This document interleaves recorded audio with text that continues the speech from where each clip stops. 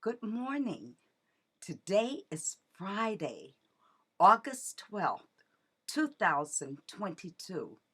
This is the Urban Hope Refuge Morning Devotions. We are continuing our reading today from the 2022 Daily Bible Reading Guide published by the American Bible Society. For the month of August, we are reading under the theme God's rewarding word, God's renewing word of mercy and forgiveness. Today, we're reading from the book of Genesis, chapter 33, verses 1 through 20 in the New International Version. And our sub theme is Jacob meets Esau. Verse 1. Jacob looked up, and there was Esau coming with his 400 men. So he divided the children among Leah, Rachel, and the two female servants.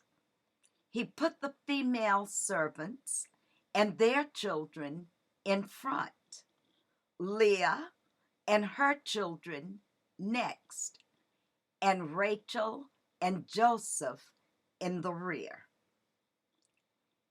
He himself went on ahead and bowed down to the ground 7 times as he approached his brother.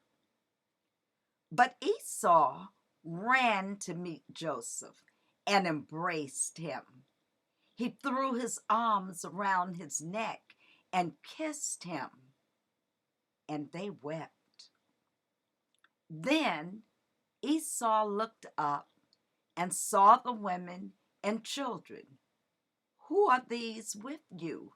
he asked. Jacob answered, "They are the children God has graciously given your servant." Then the female servants and their children approached and bowed down. Next, Leah and her children came and bowed down. Last of all came Joseph and Rachel, and they too bowed down. Esau asked, "What's the meaning of all these flocks and herds I met?" "To find favor in your eyes, my lord," he said. But Esau said, "I already have plenty, my brother. Keep what you have for yourself." "No, please," Jacob said. "If I have found favor in your eyes, accept this gift from me. For to see your face is like seeing the face of God. Now that you have received me favorably, please accept the present that was brought to you. For God has been gracious to me, and I have all I need." And because Jacob insisted, Esau accepted. Then Esau said, "Let us be on our way. I will accompany you." But Jacob said to him, "My Lord knows that the children are tender, and that I must care for the ewes and cows that are nursing their young. If they are driven hard just one day, all the animals will die. So let my Lord go on ahead of his servant, while I move along slowly at the pace of the flocks and herds before me, and the pace of the children, until I come to my Lord in Seir. Please excuse me. Esau said, then let me leave some of my men with you. But why do that? Jacob asked. Just let me find favor in the eyes of my Lord. So that day, Esau started on his way back to Seir. Jacob, however, went to Succoth, where he built a place for himself and made shelters for his livestock. That is why the place is called Succoth. After Jacob came from Paddan Aram, he arrived safely at the city of Shechem in Canaan and camped within sight of the city. For 100 pieces of silver, he bought from the sons of Hamor, the father of Shechem, the plot of ground where he pitched his tent. There he set up an altar and called it El Elohe Israel. This concludes our reading for today of Genesis 33, verses 1 through 20. As you may recognize, this is a continuation of the story of the life of Jacob and Esau from yesterday's reading in chapter 22. And I emphasized for you in that reading that this was a situation of unresolved conflict between two brothers that had happened 20 years ago. And now they are at the point that Jacob wants to meet with his brother and resolve the conflict that he had caused 20 years ago by, with the help of his mother, tricking his father and receiving his twin brother's birthright. Doesn't that sound like a soap opera today? But this is what occurred in the scriptures. And in so doing, Jacob had put together this strategy that he was going to meet his brother. He wanted to meet his brother, but he was not all that interested in being able to, he wasn't sure that his brother was ready to forgive him.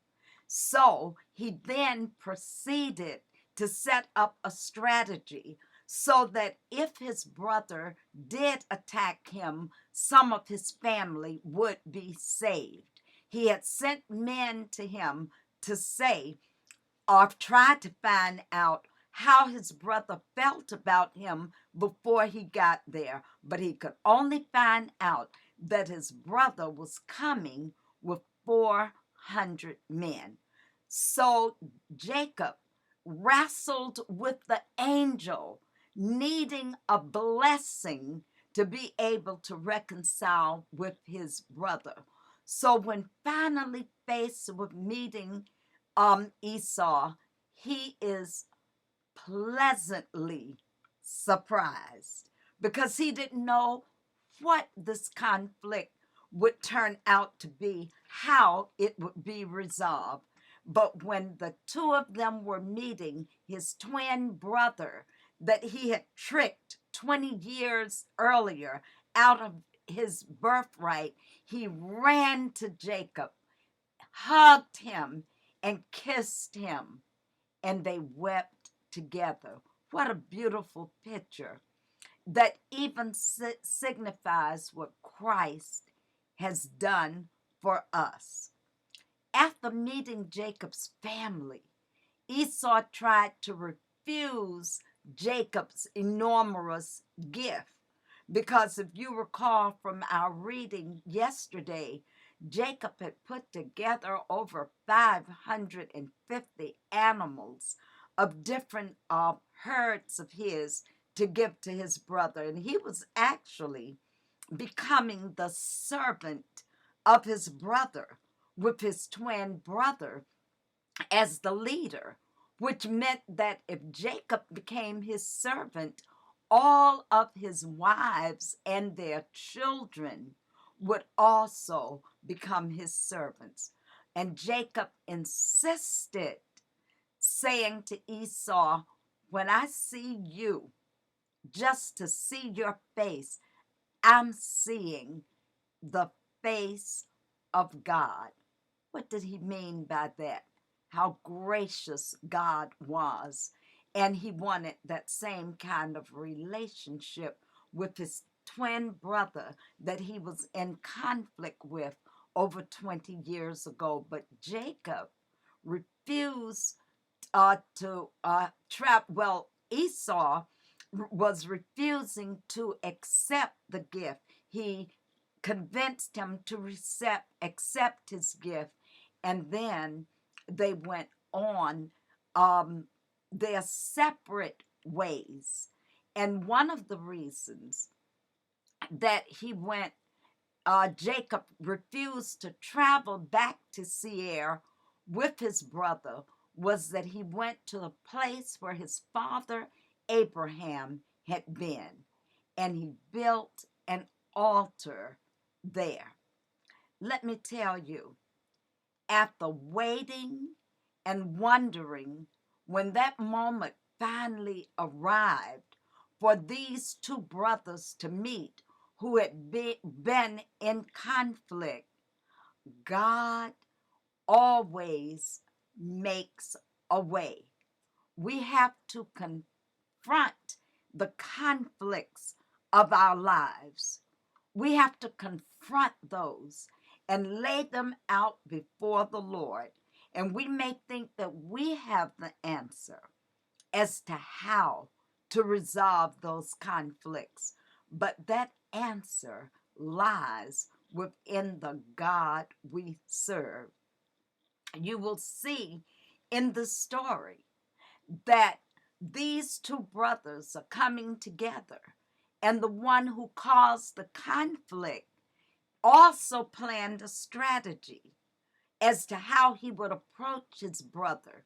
But if his brother was still angry, which he didn't know if he was or not, he didn't know if he had been forgiven or not, he was prepared for the worst. And he set up his strategy so that his family, a portion of it, would live whether or not he lived. But God had an entirely different plan. You know, God brings about forgiveness in people that we don't even know about. But all that God requires of us is that we would be forgiving people just as he are and get as he is. And guess what? God is working on the heart of the person that we need forgiveness from, and we don't even know about it. And that was exactly what God had done with Esau. He had prepared his heart to forgive his brother. Listen, this story speaks of Jesus himself. He said on a dying cross to his Father, forgive them, because they don't know what they're doing. This is God's renewing word of mercy. God allowed Esau to have mercy on his brother Jacob. God allowed his brother to forgive him. The scripture did not say that they uttered any words, but they ran to each other, hugged each other, kissed each other, and wept together. Well, How can we get there? We can get there by praying our way through every day and every conflict and every day, walking with the King and be a blessing. Have a God blessed weekend, and by all means, keep safe.